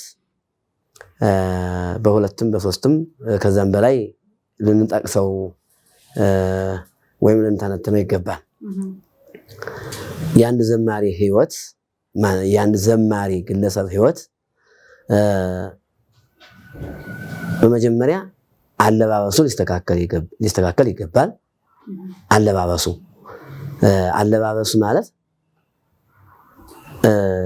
ማለት ከልብሱ ይጀምራል። ልብሱ ምን አይነት ነው? አጭር ነው? ረዥም ነው? የክርስትናዊ ልብስ ነው ወይስ የዓለማዊ ልብስ ነው? ሃይማኖታዊ ይዘት የጠበቀ ልብስ መሆን አለበት ልብሱ። አለባበሱ ምን ያክል ነው? እንዴት አድርጎ ይለብሰዋል? ወደ ቀኝ ነው? ወደ ግራ ነው? ዘቅዝቆ ነው? ለምሳሌ ለሐዘን የሚለበስ ልብስና ለዝማሬ የሚለበስ ለዓለማዊ የሚለበስ ልብስ ይለያል። ለሐዘን የሚለበስ ልብስ ወይ ጥቁር ሊሆን ይችላል። ለአገልግሎት የሚለበስ ልብስ ደግሞ ወይ ነጭ ሊሆን ይችላል። ዋናው ግን የልብሱ ሳይሆን ስርዓቱን ያለባበስ ስርዓት ይባላል። ያለባበስ ስርዓት የዘማሪ ልብስ አለ። ምንድነው የሐዋርያው ቅዱስ ጳውሎስ ምዕራፍ 11 ቁጥር 1 ላይ ይመስለኛል ሐምራዊ ልብስ ወይም ጌጠኛ ልብስ አልብሶ አቆማቸውም ይላል። እና ጌጠኛ ልብስ ማለት ልብሰ ተክህኖ ሊሆን ይችላል። ልብሰ ተክህኖ ለምሳሌ ቀሳውስት የሚለብሱት፣ ዲያቆናት የሚለብሱት ይሄ የአገልግሎት መለያ የሆነ ልብስ ነው አይደል? መለያ ነው። ጳጳሳት የሚለብሱት አለ። ቀሳውስት ቤተ መቅደስ ሲገቡ የሚለብሱት ልብስ አለ። አባቶች መነኮሳት የሚለብሱት ልብስ አለ። ከጭንቅላታቸው ጀምሮ ማለት ነው። የሶካ አክሊሉን ቆቡን ጀምሮ ለምሳሌ አንቺ አሁን ለምሳሌ የመነኩሴ ልብስ ትለብሻለሽ? አይገባሽም አይደል? ማትለብሽ የራስሽን ልብስ ነው የምትለብሽ። የወንድ ልብስም መልበስ አትችይም አይደል? አዎ ያለባበስ ስርዓት እና እነዚህን ያለባበስ ስርዓቶች ከዝማሬው በስተጀርባ መጀመሪያ ያለባበስ ስርዓቱን ማስተካከል አለበት። አንድ ዘማሪ ጌጠኛ ልብስ አልብሶ አቆማቸው ያለው እንግዲህ ትእዛዝ ነው። ይሄ ክርስቶስም እኮ እኔን ምሰሉኝ ብሏል አይደለ? እኔን ምሰሉኝ ባለባበስ ለሰው ልጅ ባደረገው ህይወቱ እኔን ምሰሉኝ ብሏል። እና ባለባበሱ አንድ ዘማሪ ባለባበሱ ሊሰብክ ይገባል። በቃ በጥቅሉ እኛ ክርስቲያኖች ኦርቶዶክሳውያኖች አለባበሳችን ይሰብካል፣ አካሄዳችን ይሰብካል፣ አቋቋማችን ይሰብካል። የምንናገረው ቃላቶች አለ፣ ወንጌሎች አለ የሚሰብከው እኮ አለባበሳችን በራሱ መስበክ አለበት። በቃ ሰው ከምንናገረው ቃላት ይልቅ አለባበሳችን ህይወታችን ነው የሚያየው ሰው የሚመለከተው። የሚገርማችሁ ማለት ነው። እና ይህን ካልጠበቅን ደግሞ ለሰዎች መሰናከያ እንሆናለን ማለት ነው። ይሰናከሉብናል፣ እኛ እነሱ እናሰናክላቸዋለን ማለት ነው። ስለዚህ የአለባበስ ስርዓት መጠበቅ አለበት። አንዱ ይሄ ነው። ሁለተኛው አካላዊ እንቅስቃሴ አለ። አሁን ለምሳሌ በዝማሬ በስተጀርባ ያለ አካላዊ እንቅስቃሴ የሚባል አለ አይደል? ይሄ ምን ማለት ነው? ማሸብሸብ ሊሆን ይችላል። ሽብሻቡ እንዴት ነው የሚሸበሸበው? አሁን ለምሳሌ እኔ እንደው መቼም ያው እንግዲህ ከሁኔታ የማኳያ እንዴ ማለት ግን ዞሮ ቃሉ በልቤ ላይ አለ። መንፈሳዊ ይዘት የተላበሰ ሽብሻቡ መሆን አለበት፣ የተረጋጋ ምሳሌ ያለው ወደ ቀኝ ወደ ግራ ሊሆን ይችላል። በቃ እብደት ያልተሞላበት ሽብሻቦ መኖር አለበት። ይሄ ሁለተኛው ነው።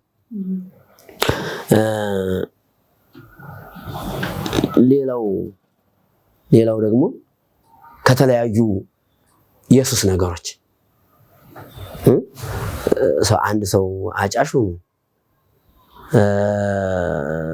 ሰፈርን እየረበሸ ትንሽ ትልቁንም እንደፈለገ እየዘለፈ እዛው ዘማሪ ነኝ ቢል ምንድነው የሚያመጣው? በሰው ዘንድ ለሰውስ የሚያስተላልፈው መልእክት ምንድነው?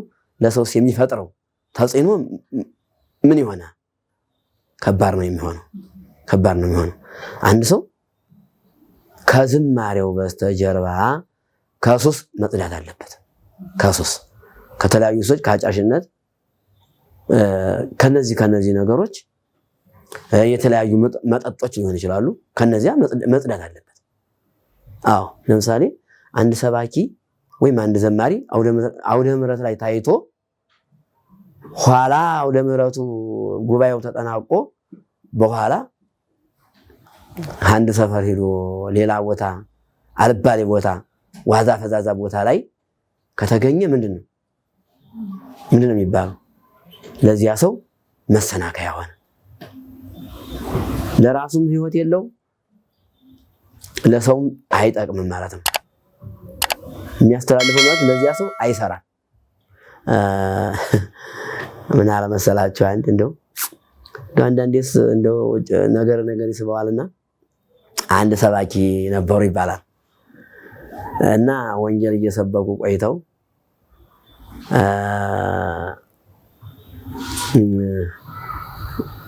ወደ ቤታቸው ሲመለሱ ትልቅ ወንዝ ያገኛሉ እና ውሃው ሞልቷል፣ ወንዙ ማለት ነው። ውሃው ሞልቶ አንድ አብሯቸው አንድ ሰው አለ። አንድ ምዕመን ነው፣ አማኝ ነው ማለት ካህን አይደለም ማለት ነው። አማኝ ነው እና ያ ሰው አብረው ሁለት ሆነው ሰባኪው ጋር እየሄዱ ያ ወንዝ ሞልቷል፣ ድምፁ ያስፈራል። ያን ወንዝ እንግዲህ ያ አማኝ ነው ያ ሰውየው፣ በጣም እምነት አለው በጣም እና ያን ወንዝ ውሃውን ተሻገረው፣ ያ ምዕመኑ ማለት ነው ተሻገረው። ሰውየው ቀሩ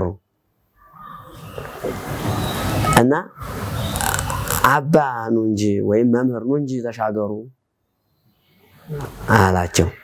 አይ እኛ እንሻገራለን እንጂ አንሻገርም አሉ ይባላል። እኛ እናሻገራለን እንጂ አንሻገርም። እንግዲህ ምንድን ነው የሚያሳየን? እምነትን ነው የሚያሳየው አይደል?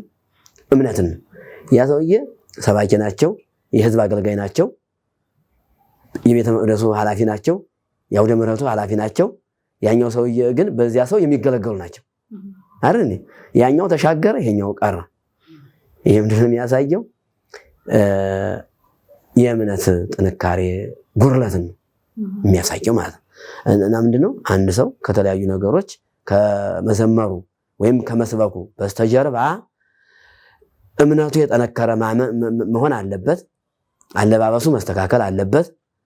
ከሱስ ከማጨስ መስተካከል አለበት። እነዚህን ነገሮች ሲያስተካክል ነገሮችን አስተካክሏል፣ ትሁት ዘማሪ ነው፣ ትክክለኛ ዘማሪ ነው ሊባል ይችላል ማለት ነው። እንደማጠቃለያ እንግዲህ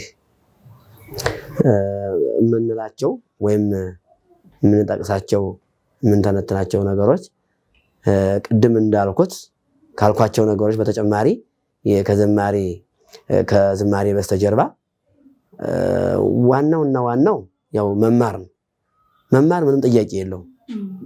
በቃ መማር አለበት። አንድ ሰው ለመዘመር ለማገልገል መማር አለበት፣ መጠየቅ አለበት። ቅድም ብለነዋል፣ እንደው በሆነ አጀንዳ ላይ ብለነዋል። መማር አለበት። የመጀመሪያው ሰው ከተማረ ያውቃል አይደለ? ካወቀ ደግሞ ይጸድቃል።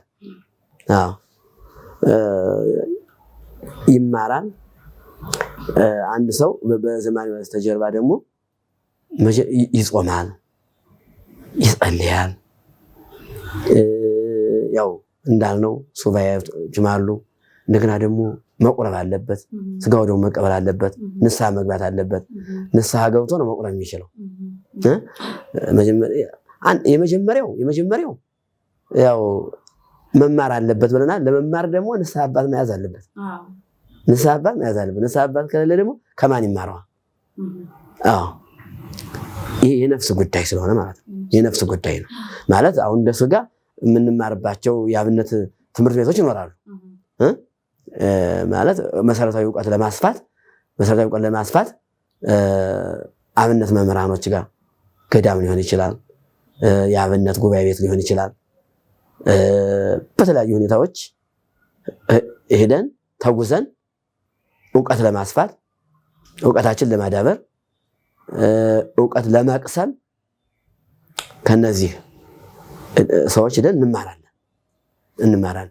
ንስሐ አባት ግን የነፍስ ጉዳይ ነው። የዝማሬውም ደግሞ አገልግሎት የብዙሃን የአንድ ነፍስ ብቻ ሳይሆን የብዙሃን ልክ ልለው ነው። ይሄ ምንድነው የነፍስ ጉዳይ ስንል ሰዎችንም ደግሞ ለማዳን ልንቆም ነው ማለት ነው። ሰዎችን ለማዳን ከቆምን ደግሞ ማለት ሰውን ካለማመን ወደ ማመን ለማንጣት ነው ዓላማው አይደለ? አዎ ዘምረን አስተምረን ሰብከን ሰዎችን ከማመን ወደ አለማመን አዎ ለማንጣት ነው። ወደ እግዚአብሔር ለማቅረብ የኦርቶዶክሳዊ አማኝ ለማድረግ በተለይ ማለት ነው። አገልግሎታችን ዋናው ያወቀውን እንትን ለማለት አይደለም።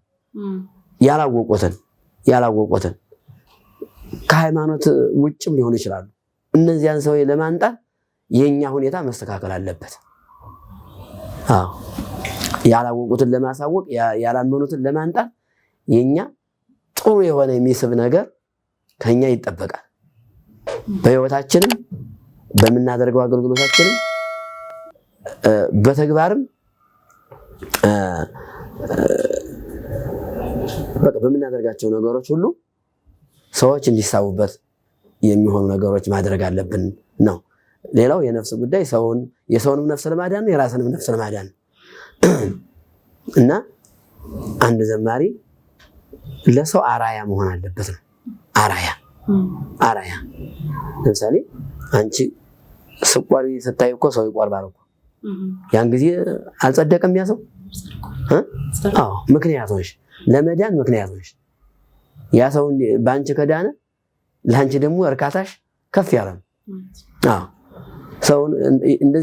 ሰውን አስተምሮ ማጽደቅም በዚህ ነው። በተግባርም በቃልም ነው ሰውን ማስተማር የሚቻለው ማለት ነው። በቃልም በተግባርም እና ዝሮ ዋናው ምንድነው የአንድ ዘማሪ ህይወት ወይም የሰባኪ ህይወት ቀድሶ ከተቻለ ቀድሶ ቆርቦ ማቁረብ አለበት። ካልተቻለ ደግሞ በካህናት እጅ የመጀመሪያውን ቀኖናውን ንስሐውን ፈጽሞ መቁረብ አለበት። በቃ በዚህ መልኩ ነው ሊከናወን የሚችለው ማለት ነው። ሌላው ምንድነው? ገጣሚያንና ዜማ ደራሲዎችም ደግሞ እንደዚሁ ሱባኤ መግባት አዳራቸውን በጸሎት መጠየቅ ብለናል። አዎ ብለናል። ምን ብለናል? ያው እንግዲህ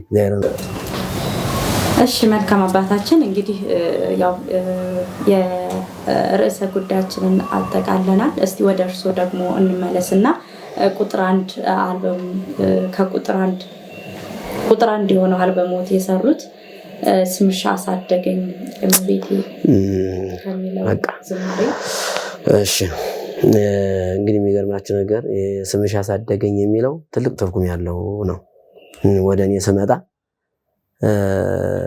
እኔ ያደግኩት እንግዲህ ያው በቆሎ ትምህርት ቤት ነው። ስወለድም ያው በእመቤታችን ነው። ሲቀጥልም ደግሞ ትምህርትም ስማር በእመቤታችን ማለትም ያው የቆሎ ተማሪ በምን እንደሚኖር ያው ይታወቃል። ከግለሰብ ያው እንግዲህ ስርዓት ነውና ከአባቶቻችን የወረስነው ስርዓት ነውና እመቤታችን ተማጽነን እመቤታችን አለይታ አድርገን አፋዳችን ይዘን ወተን ሞልተን የምንመለስባት እመቤት ስለሆነች በሷ ነው የኖርነው እና እመቤታችን በእኛ ዘንድ ትልቅ ባለውለታ አለ። ስለሷ ተናግረን ዘምረንም መስክረንም አንጨርሰውም አንዘልቀውም ማለት ነው። የሷ ውለታ ማለት ነው እና ስምሽ አሳደገኝ ማለት ስወለድ ጀምሮ እስከ ጉባኤ ድረስ እስካሁን ድረስ አሁንም እሷው ናት። በቆሎ ትምህርት ቤት ነው ስወለድ እርሷ እንደመሆኗ መጠን የሷን ክብር ለመግለጽ ወይም ውለታ ለመንገር ስምሽ አሳደገኝ እመቤቴ ብዬ ይሄ መጀመሪያ አንድ ቁጥር መዝሙር የሰራሁት በዚህ መልኩ ነው። ስምሽ አሳደገኝ በሷ ስም ነው ያደግነው። ስምሽ አሳደገኝ እመቤቴ ስምሽ አሳደገኝ በእድሜ የሁሉ በህይወቴ እመብርሃን ለኔ እናቴ ስምሽ አሳደገኝ እመቤቴ ስምሽ አሳደገኝ በዕድሜ የሁሉ በሕይወቴ እመብርሃን ለኔ እናቴ በስምሽ ለምኜ ጠግቤ አድሬያለሁ የአባቶችን ትምህርት እኔም ተምሬያለሁ ማንም አልረዳኝም ከጎኔ ተገንቶ ጨካኝም አይጨክን ያንቺ ስም ተጠርቶ ስምሽ አሳደገኝ እመቤቴ ስምሽ አሳደገኝ በዕድሜ የሁሉ በሕይወቴ እመብርሃን ለኔ እናቴ። ዝማሬ መላእክት ያሰማልን አባታችን በእውነት እድሜና ጤና ይስጥልን። ያው አክብረውን መጥተው እስከዚህ ሰዓት ድረስ ለእኛ በሚገባና በሚገባን መልኩ ቃለ እግዚአብሔርን ስላስተላለፉልን እንግዲህ አርአያ ሆነውን እዚህ ቦታ ድረስ ስለመጡ እጅግ በጣም አድርጌ አመሰግናለሁ። እኔም አመሰግናለሁ። እንግዲህ ይሄ ዶግማ ቀኖና ሚዲያ ማህበር እንግዲህ እግዚአብሔር ከእናንተ ጋር ይሁን። ቀጣይ ስራችሁን ይባርክ። ወስብሐት ለእግዚአብሔር። እሺ አባታችን ቃልዎት ያሰማልን፣ ቃልዎት ያሰማልን፣ ቃልዎት ያሰማልን። የአገልግሎት እድሜዎትን ያርዝምልን። በእውነት አክብረው ወደውን እዚህ ድረስ መጥተው ለእኛ አርአያ እንዲሆን ስላስተማሩን፣ ስለመከሩን፣ ስለገሰጹንም እግዚአብሔር አምላክ የአገልግሎት እድሜዎትን ያርዝምልን እላለሁ። ውድ ተመልካቾቻችን እስካሁን የነበረን ቆይታ ይህን ይመስል ነበረ። እንግዲህ በሌላ ፕሮግራም እስከምንገናኝ ድረስ ሰላም።